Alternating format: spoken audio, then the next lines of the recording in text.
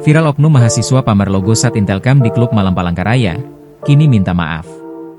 Tengah beredar video yang memperlihatkan sekelompok mahasiswa memamerkan logo satuan Intelkam di sebuah tempat hiburan malam, THM, di Palangkaraya tengah viral di media sosial. Dalam video tersebut, seorang mahasiswa berinisial ZS, 20, bersama 4 temannya terlihat memamerkan logo SAT Intelkam sambil mengonsumsi minuman keras. Aksi mereka direkam dan diunggah ke Instagram pada Sabtu malam, 2 Agustus 2025. Kejadian ini berawal pada 26 Juli 2025, saat ZS bersama 9 orang lainnya pergi ke THM.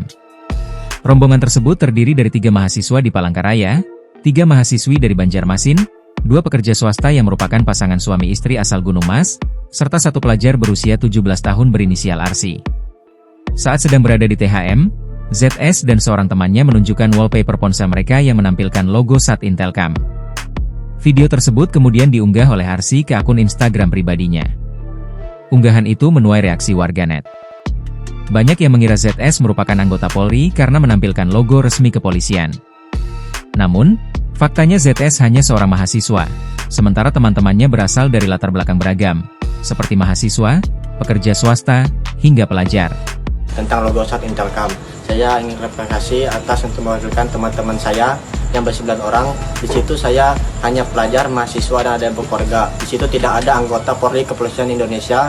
Di situ saya sangat meminta maaf saya saat memperlihatkan logo SAT Intelkam. Di situ saya tidak ingin mencemarkan atau merusak nama baik saya. Saya hanya ingin bergaya-gayaan saja dan saya sangat meminta maaf. Dan di situ memang tidak ada anggota Polri. Terima kasih. ZS mengaku bahwa aksinya tersebut hanya untuk gaya-gayaan semata dan tidak berniat mencemarkan nama baik institusi kepolisian. Saat ini, ZS dan keempat temannya sedang menjalani pembinaan oleh pihak kepolisian yang diwakili oleh Cak Sem dari Polda Kalimantan Tengah.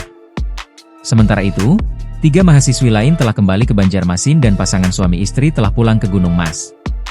ZS dan rekan-rekannya mengakui kesalahan mereka serta menyatakan penyesalan atas perbuatan tersebut.